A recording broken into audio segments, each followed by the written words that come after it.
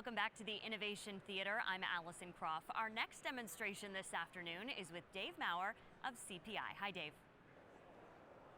Thank you, Allison.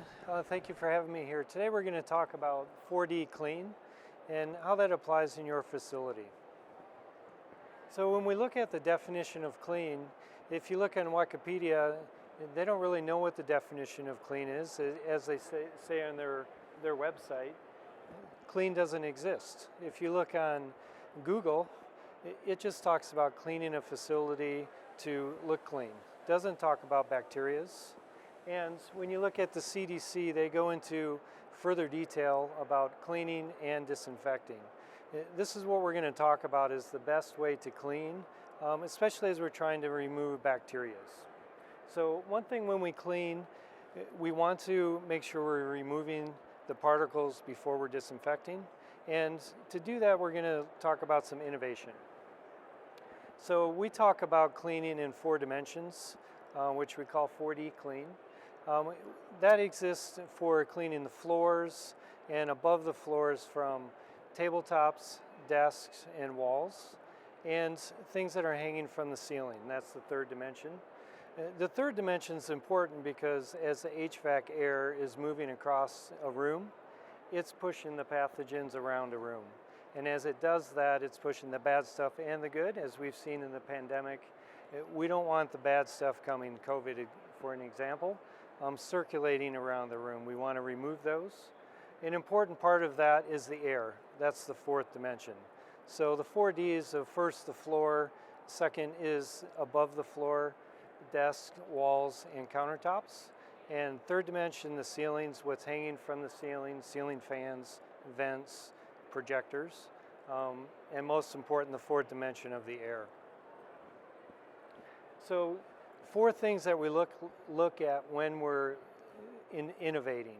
To innovate, we need to make sure that we're being creative in how we have products with use of people. So while we innovate, we're being creative with people. We want to make sure that we separate from the competition. Specifically in microfiber, there is a lot of different microfiber out there that people don't know what the difference is. So we want to separate one product from another. Quality of products, it's important to look at engineering something that's going to last a long time. That's going to ultimately save productivity. As a product lasts longer, you don't have to buy it as often. And a facility is going to be happier with the product of it not breaking down. Health, of course, everyone's talking about health these days for some odd reason. During the pandemic, we want to make sure that products are being used in the right way. They're easy to use, ergonomic, and as people are using them, they don't have to touch the product. So we're not touching bacterias and the bad stuff, not just dirty cloths or any type of microfiber, but their hands are removed from it. Trust, building long-term relationships. If we're designing products that work well, we're building a relationship with that worker. People who are using the product, managers that are supplying those products to their workers. We want to make sure they have trust in the product, that it, one, lasts a long time and is doing the right job. Most importantly, the 5th part is people. We need to have a good team, not only designing products, we do a lot of surveys to end users to make sure we're designing around products that people want, and it's fulfilling a need that they have. So it's very important that we have the right team of people, not only with our company, but the people that we're selling products to. So this product is one example of taking those core values of designing a product, which is called the Etrowel. If we look at the first innovation, the microfiber is designed to remove 99.9% of bacteria just by itself. So without a disinfectant, the product itself has a 3-log reduction, which is the 99.9. That also helps create the product so it's lasting longer. The quality of the product, we build this product so it will be laundered 1,000 times. We guarantee that. That's important because people aren't ordering the product as often, and they're getting a good quality product that's going to last, obviously, a long time. Health. This one, we have a handle built into it, so the worker doesn't have to touch the product when it has chemical on it, even when it's clean. But after you've cleaned the surface and that's dirty, they just pull this tab and it's removed without touching the dirty part of the product again. So very important that we're removing that product without touching bacteria and bad stuff that could be on there. Trust. We're building a product, and this came from a lot of people saying, how can we test what we're doing? How do we know it's actually cleaning? So we put a black light into the product, and after the worker cleans, they can shine the black light on the surfaces that they're cleaning. Anything that's bright will show up as a bacteria's are very bright light in the black light. So that helps people see that, one, they're testing by putting on the black light after they've done their cleaning, and you can be assured you're removing all the right stuff. So this product is patented. A system of not only the trowel, but pre-treating the product in this bucket where we can put 48 of these pads, and as they're pre-treated, we pull them out and put them onto the trowel itself. You can color code this, part of the patent, so you can take the handle off and use 5 different colors. So as an example, they would use red in a bathroom because we don't want to bring a product from a bathroom that's in a classroom, which green they'll use for a classroom. This is a GBAC star registered product. The microfiber, the way that we make it, and removing 99.9% of the bacteria just by itself is part of the star registered product. So there's different types of pads for different surfaces. This is one example of pads for this product. This is a looped pad, which is probably about 95% of what we're using on different surfaces. The other pads you see are for specialty products. The checkerboard one removes soap scum used in locker rooms when you really need some agitation on the walls, sometimes in art rooms where they have dried on glue. The middle, the white pad, that's used for painted surfaces where we don't want to have a lot of water and liquid running down a wall on a painted surface. And the last, the light blue pad, is for glass. So that one is for mirrors and shiny surfaces. One of the big parts of cleaning well is training. So we have an innovation center in Holland, Michigan, where we have 37 different rooms designed to show this is how you clean different spaces. So in those rooms we have Starbucks and McDonald's, a grocery store, a full functioning kitchen, patient room, classrooms, many different rooms all having different surfaces.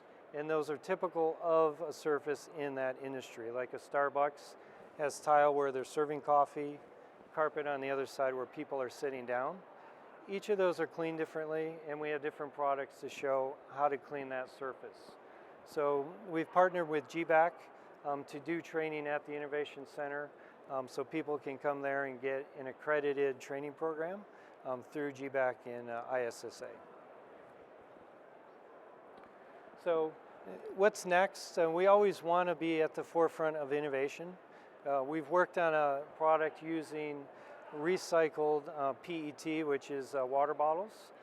So we've developed this product which will come out earlier next year, which is 80% recycled water bottles, 20% regular microfiber like this. But really a big part of being more environmentally responsible. Say that quickly. We're still removing 99.9% bacteria with this product. So the way that we split the product, we're still able to do that with recycled PET. A big part of our goal was to make microfiber that was biodegradable. So with this product, it will degrade in less than 2 years, which is the graph up there shows that. Some people ask, well, if I have it sitting on my shelf, is it going to disappear in 2 years? It's not a magic act. It needs to be in an environment like a landfill, which has little oxygen, covered in dirt, and will degrade. And it will do that in 2 years. So very good for landfills, so we're not filling those up with microfiber. Will also degrade in marine situation where salt in the sea. So will also degrade in less than 2 years. We're getting 600 wash cycles from our testing that we've done, which is more than we're getting with traditional microfiber. So the durability is better using recycled products, and we've found the way to still make it 99.9% removal of bacteria. So we're excited about this new product coming and really being more environmentally responsible. So in summary, the big points that I want to make in innovation is we really need to talk about innovation, trust, quality, and health. Those all are key points in making a product, and most importantly, the team. We need to have good people behind the product so we can deliver the right message.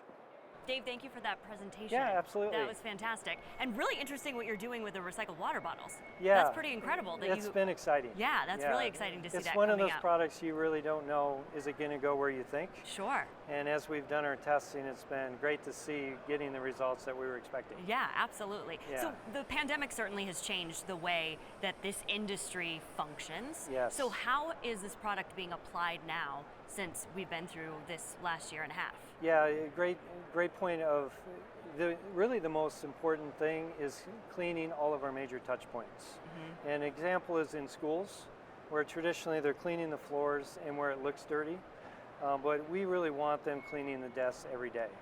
And with this product was specifically designed ironically in H1N1 era, mm-hmm. 5 or 6 years ago, and now with the pandemic, they can clean a classroom much quicker and not touch the product, the dirty product, if you will. Mm-hmm. So cleaning desks and hard surfaces in the same amount of time where they were just cleaning touch points with the rag that they were squeezing out, right. in a bucket. And the different surfaces in a school, as you were talking about in your training facility, there are many different surfaces that kids are in all throughout the day as well. Exactly, from an art room to a biology room to the kindergarten. Mm-hmm. All different types of surfaces on desks, which take different type of microfibers. So it's important they understand why to use one versus the other with the product. All right, Dave, thank you so much for your presentation. Thank you, I appreciate it.